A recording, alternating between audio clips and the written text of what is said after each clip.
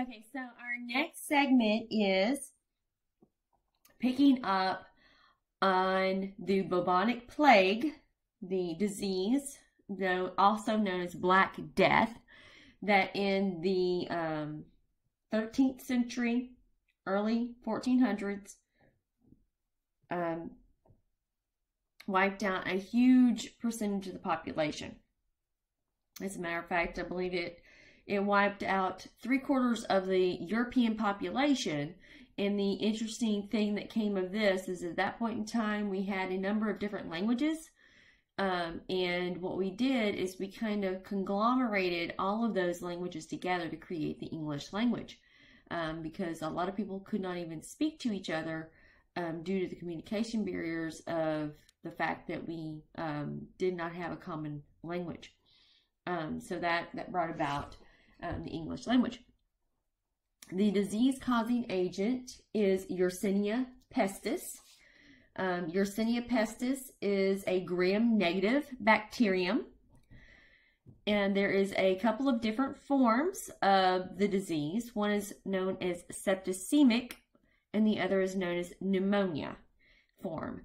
The septicemic form is actually going to come from flea bites that have been on rodents. So the flea will bite the rodent, and then the flea will then bite you, and you get septicemic bubonic plague. The pneumonia form is airborne, highly contagious, and very fatal. So what happened in the Dark Ages, where Black Death was killing so many people, is that at that point in time, we didn't have a lot of the common things that we think of now. So we need to put ourselves back into that time frame. We didn't have any sort of flooring. We didn't have central heat and air. We didn't have running water in homes. If you had more than a thatch roof with some limbs that held it up, you were actually doing very well for yourself. All floors primarily were dirt floors, unless you lived in a castle that would then have like a cobblestone type floor in it. However, you have to remember the common things that we had now we did not have in that time.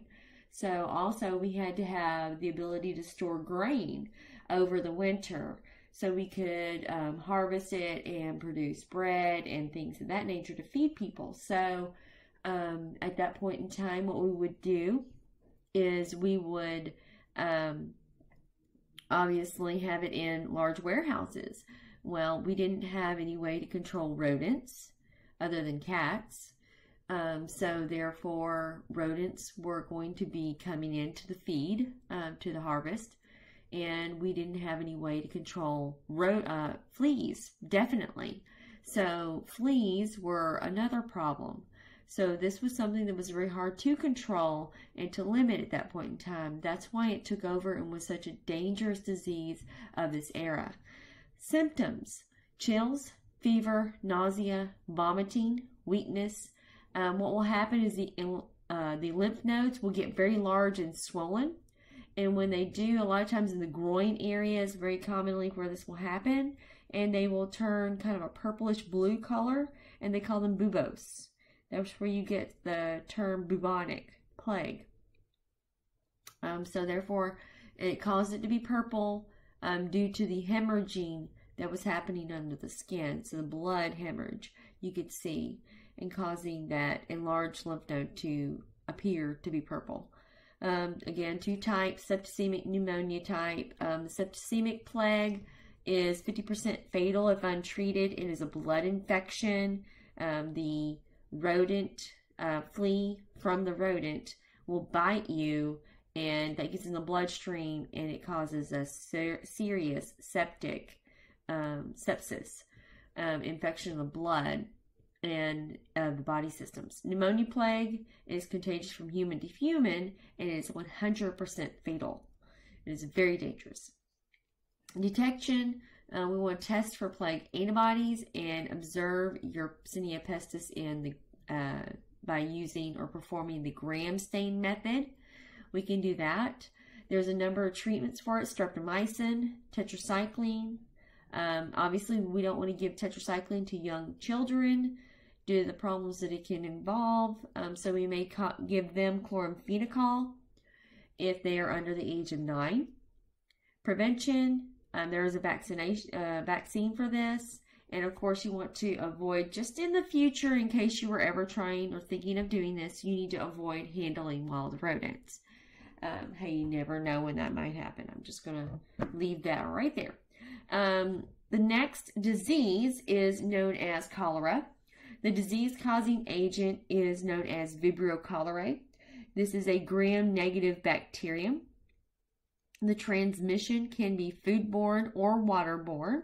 So, not properly washing or cleaning foods, such as garden vegetables, shellfish, things of that nature, or even the water that you may be cleaning them with. Symptoms of this is vomiting, profuse diarrhea. The diarrhea is so bad that it's literally a liquid, and you'll see what appears to be rice water stool. So it's literally just water is going through you as fast as you can put it in. So much so that you may lose up to 1 liter of fluid per hour. When you think about this, the human body only holds about 7 to 8 liters, I believe. I do know that blood is I may be wrong on that. I do know that blood is going to be about 5 liters. So just think about a fluid. Just think about losing that much blood. Not much blood, that much fluid per hour. So after a short period of time, it doesn't take very long, once you start seeing these symptoms, the eyes will start to get sunken into the sockets and look very gray because of the lack of water and dehydration. The dehydration is going to cause wrinkling of the skin, dryness. If you've ever touched someone that's severely dehydrated, they're cold to the touch. Due to the fact that they don't have enough water, severe muscle cramping in the arms and legs, the blood will thicken. Eventually, urine production will cease, and they will go into shock, then coma. If we do not treat them, they are 70% fatal. This is a 70% fatal disease. Detection, you can isolate the bacterium that's in stool in your fecal material. Treatment, tetracycline or erythromycin. Also, the number one thing we have to be concerned of is this person's lost a lot of fluids, so we must replace the fluids. And don't forget, we have to add electrolytes to this. We can't just add water. Prevention, there's a vaccine that's only 50% effective, but 50% is better than nothing. Also, sanitation is a very major concern for cholera. Cooking and washing our vegetables and fruits as well as our shellfish properly is a major concern there, to make sure that we are taking care of ourselves and not at risk for this disease. A lot of the ones that we've been mentioning are more common in other countries. We tend to not have these problems in America. All right, so we need to go to our next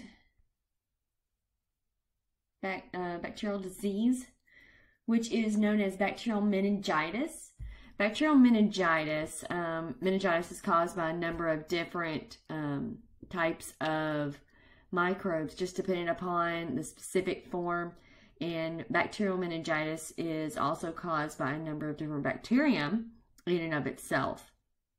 Now, this is the swelling of the meninges, so the brain and spinal cord, specifically the spinal cord, more prone or beginning in that region.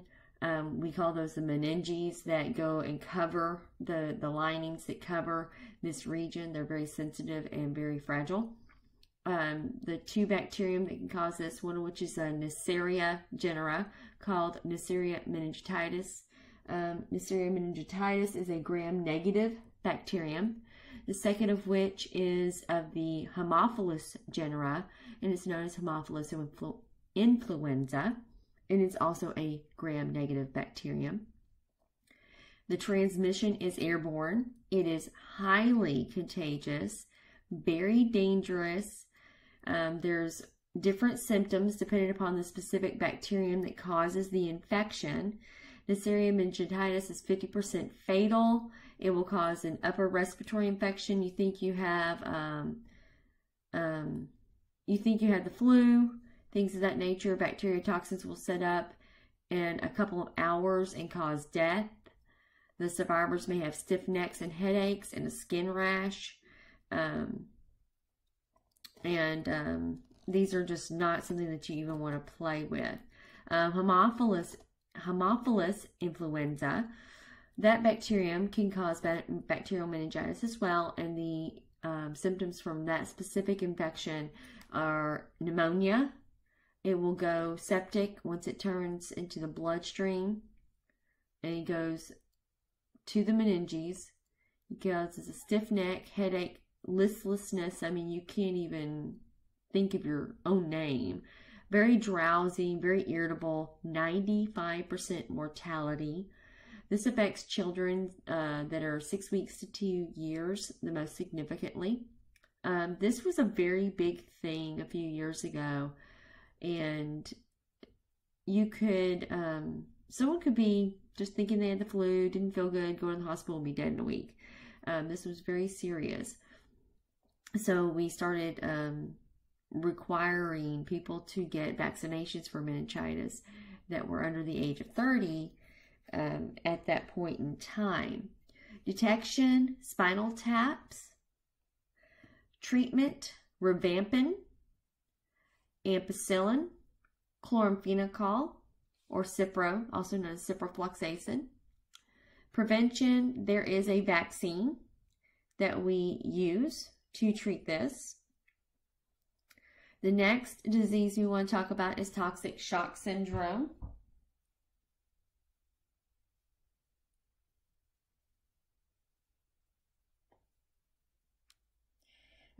Whenever we think of toxic shock syndrome, the first thing we typically want to, first thing that comes to mind probably is tampons, because that's actually the most common cause of toxic shock syndrome as far as getting a bacterial infection. One of the bacterium that can cause toxic shock syndrome is the genera Staphylococcus. And Staphylococcus is a gram-positive bacterium. And I think I've skipped over something, but I'll come back to it in just a moment. Staphylococcus aureus is a specific bacterium, the species. Transmission is direct contact. Symptoms, fever, vomiting, watery diarrhea, sore throat, severe muscle aches, sunburn-like rash is a strawberry rash that appears all over the body due to the endotoxins that are being released. Swollen joints, peeling skin on palms and soles due to the severe fever. And then what will happen is you can be watching someone with watching their blood pressure, and all of a sudden it just dives. It absolutely plummets. And when it plummets like that, they're going into shock. And you know something's about to happen that can be quite drastic. Detection, you want to go through and you want to isolate the bacterium so you can culture it and identify it. Treatment, antibiotics, and also blood transfusions are required to get rid of the bacteria sometimes. Prevention, definitely make sure we are practicing good hygiene. Sterile, less absorbent tampons.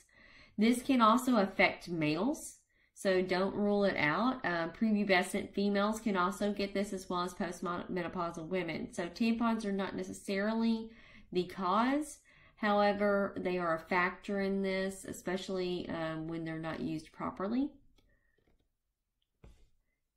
Back up here, I think, no, I did not miss one. I thought I had.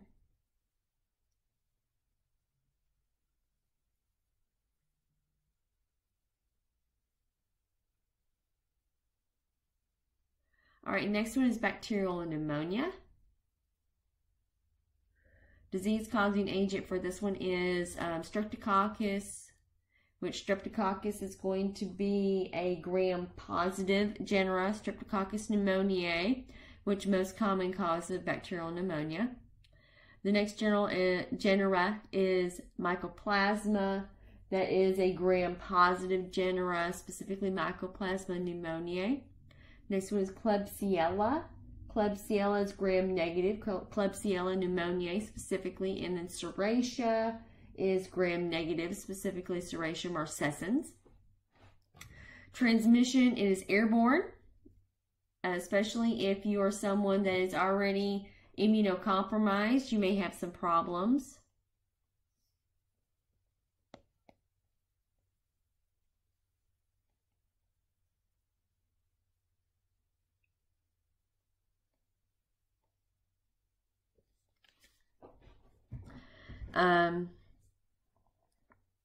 Symptoms would be that in the lungs, you have your alveoli or your air sacs. They will fill with fluid because of pneumonia. That's what happens with pneumonia. It fills with fluid, and then you're going to have difficulty with them opening and closing and being able to get air properly exchanged through the lungs.